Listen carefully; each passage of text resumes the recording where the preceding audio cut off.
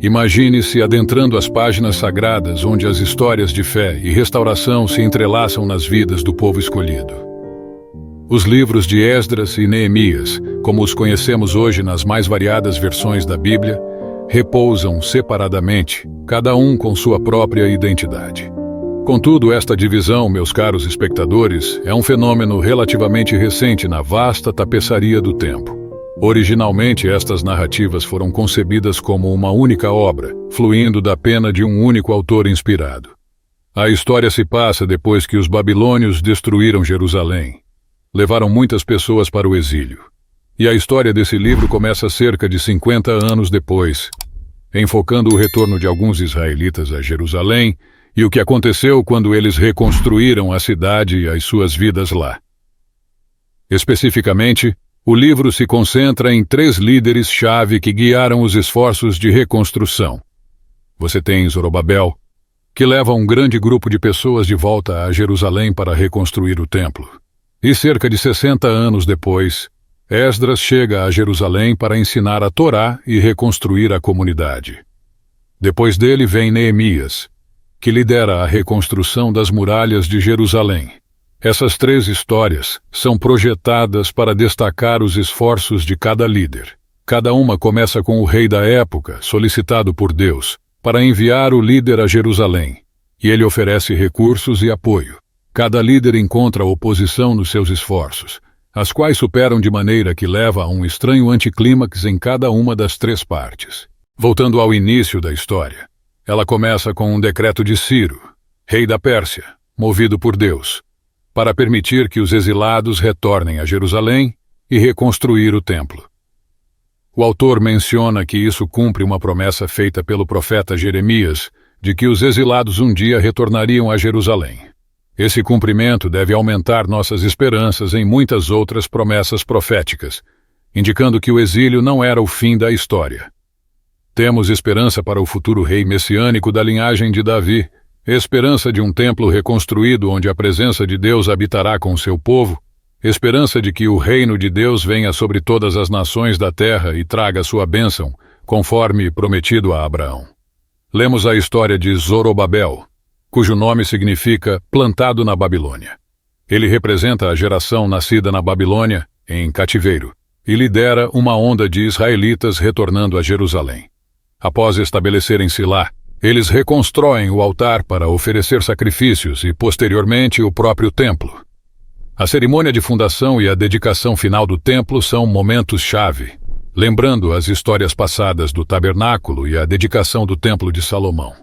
Esperava-se a manifestação da presença de Deus como uma nuvem de fogo, mas isso não acontece. Enquanto algumas pessoas estavam felizes com o novo templo, os anciãos que lembravam do templo anterior de Salomão choravam de pesar, sentindo falta do passado glorioso. Aqui temos a primeira história de oposição, que é bastante estranha. Os descendentes dos israelitas, que não foram levados para o exílio e que estavam vivendo em Jerusalém todo esse tempo, vieram oferecer ajuda na reconstrução do templo. Mas Zorobabel recusa, dizendo que eles não fazem parte do seu povo, gerando conflito. Isso é estranho porque os profetas previram que as tribos de Israel se reuniriam junto com todas as nações para participar da adoração ao Deus de Israel quando o reino finalmente chegasse. Então, esse é um momento anticlimático para dizer o mínimo. Avançamos cerca de 60 anos na história e conhecemos Esdras, um líder entre os israelitas exilados na Babilônia, estudioso da Torá e professor. Nomeado por Artaxerxes, rei da Pérsia, para liderar outro grupo de pessoas de volta a Jerusalém, Esdras busca trazer renovação espiritual e social entre o povo. As expectativas são altas, mas novamente enfrentamos outro momento anticlimático da história.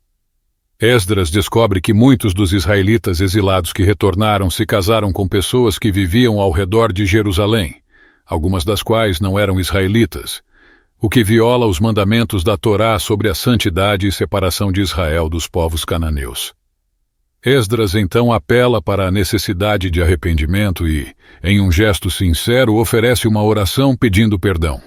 Contudo, ele vai além e convoca todos os líderes, emitindo um decreto de divórcio que exige a anulação desses casamentos e que as mulheres e crianças sejam mandadas embora.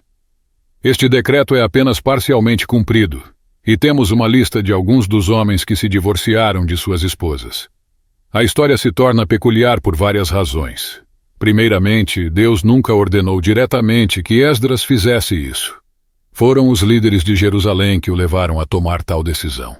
Além disso, o profeta contemporâneo Malaquias enfatiza a importância da pureza, mas também adverte que Deus se opõe ao divórcio.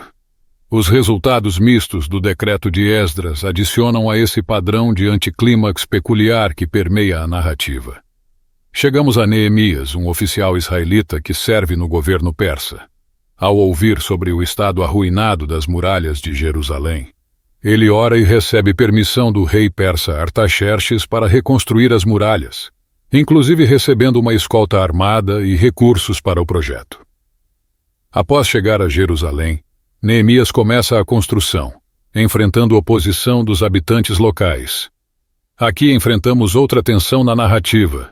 O profeta contemporâneo Zacarias fala de uma nova Jerusalém, uma cidade sem muros onde a presença de Deus cercaria o povo e pessoas de todas as nações se juntariam à aliança. Contudo, Neemias adota uma visão oposta, excluindo os povos ao redor de Jerusalém, o que gera hostilidade.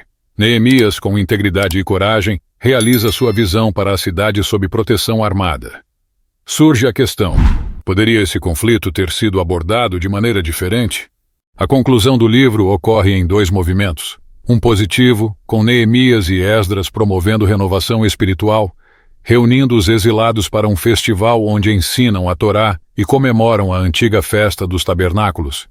E um negativo, onde Neemias descobre que o povo não manteve seus votos da aliança, desfazendo o trabalho de Zorobabel e comprometendo o de Esdras. As violações incluem negligência do templo, casamentos mistos, trabalho no sábado e mercados ao redor das muralhas. Neemias reage com fúria, até mesmo agredindo e arrancando cabelos, clamando pela obediência à Torá. O livro termina de forma estranha, porém intencional, levantando a questão sobre a contribuição desta narrativa ao enredo bíblico.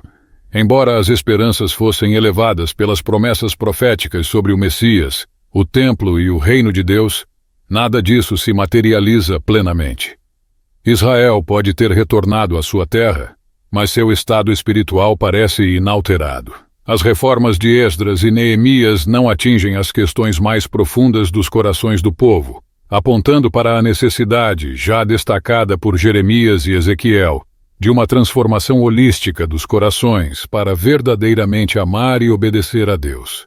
Assim, o livro, embora termine de forma sombria, motiva a leitura dos livros proféticos subsequentes para descobrir como Deus cumprirá suas promessas da grande aliança. Este encerramento nos leva a refletir sobre a necessidade constante de renovação espiritual e a busca por um coração transformado, alinhado com os propósitos divinos. Não deixe de acompanhar nosso próximo vídeo, inteiramente dedicado ao livro de Ester. Inscreva-se no canal Caminho da Redenção. Deixe seu like, aquele que realmente conta, e compartilhe com amigos e familiares. Queremos saber a sua opinião. Então, por favor, deixe seu comentário abaixo. Sua participação é crucial para que possamos seguir oferecendo reflexões profundas e inspiradoras sobre a Palavra de Deus. Que você seja sempre envolvido pela abundância das bênçãos do Senhor.